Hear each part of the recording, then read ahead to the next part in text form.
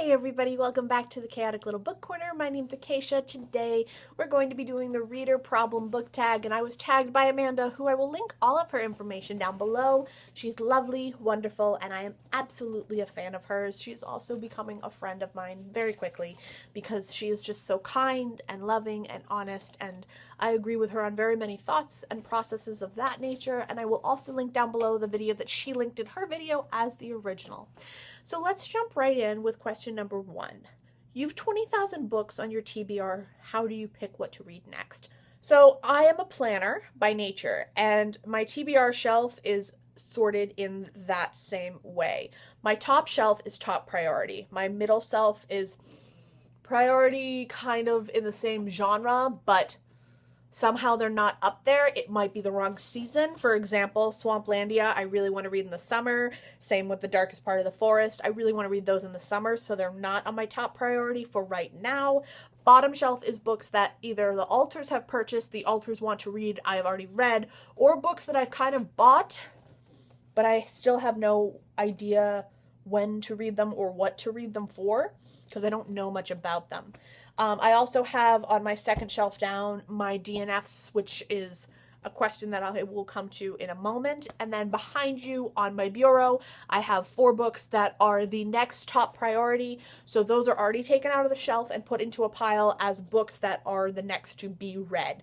And the only thing that comes top priority to those is either my subscribers have a request and I will top prioritize that, or a publishing company has sent me a book and that will be top prioritized above anything. Except my subscribers. But usually if my subscribers hear that I have a book from a publisher, they're curious about it as well. So it works out.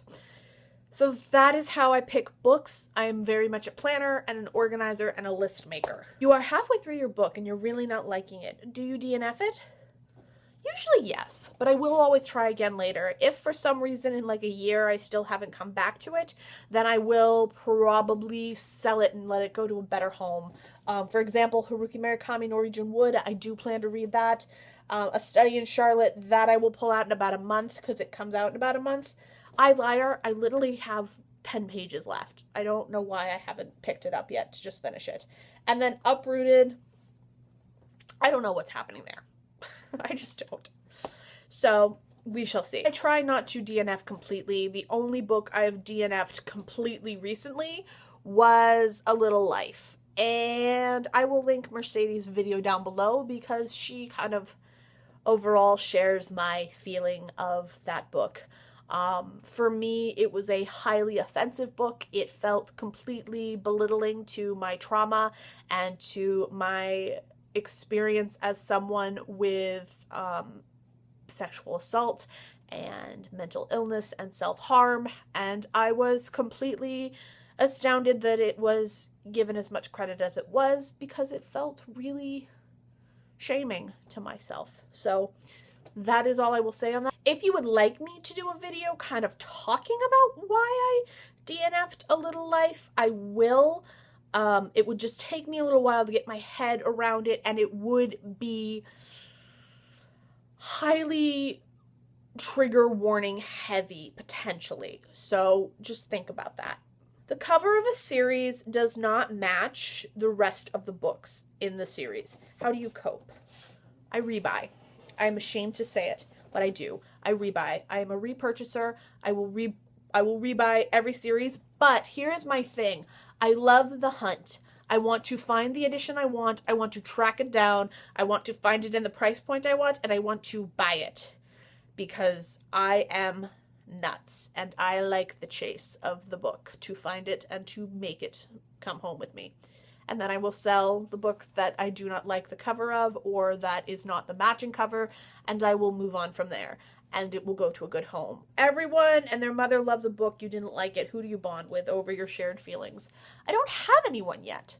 I really, until recently, didn't feel very strongly that any book was less than perfect. And it wasn't until about 6 months ago that I started being like, you know what?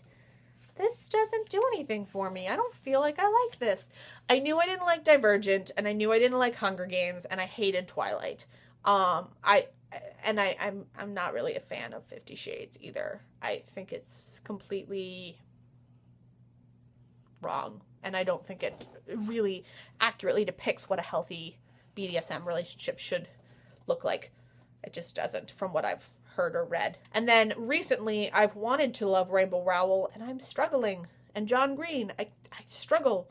So I don't know why I struggle with those books. I just do, but they are not my favorites, and everybody else loves them, and I haven't found anyone else who shares my opinions yet. So I just kind of take them and kind of just chat at my sister about them, and then she gets mildly annoyed and puts in her headphones, and I just keep talking. So that's my outlet. You're reading a book in public and you're about to cry. How do you deal? I close the book and I put in headphones and I listen to music or watch BookTube. I do not cry in public because I do not cry in public.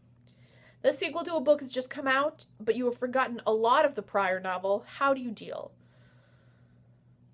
Reread if I remember loving it. Otherwise, I wait to see if the sequel is worth a reread of the original. So I will read the sequel, and then if I like the sequel and I'm like, oh, okay, I remember bits and pieces, I will reread both of them. It makes no sense, I know. But I'm actually really bad with names. That's what I'm terrible with. So usually I'm fine. Usually as soon as I start reading, I'm like, oh, right, this is so-and-so and this is such and such. I will be rereading Alice when the new book comes out in July because I loved it so much. So that is for sure. Reading ADD, you've picked up and put down almost 5 books in a month. How do you deal with the slump? Book slump and book ADD are 2 different things to me. I will link my video down below about book slumps and how I handle them.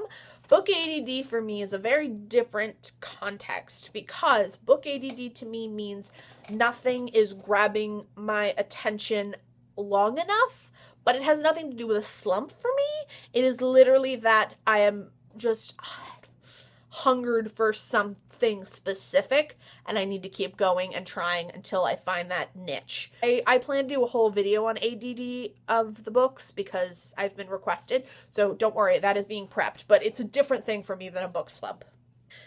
So many new books are coming out. How do you pick which one you buy? I don't know. I really don't know. I struggle with that one every time. I really haven't had a book situation where about 20 books are coming out that I'm like, oh my god, I need to read these immediately.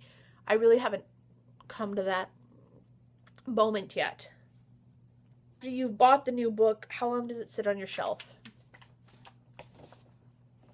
Well, new books in general should sit on my shelf for quite some time, because I'm constantly reading and constantly getting new books, and that I will link below my book, Buying Books as a Broke Girl, down below, where I talk about how my book buying situation will change. Just finished my full order of books for tax refund. There it is.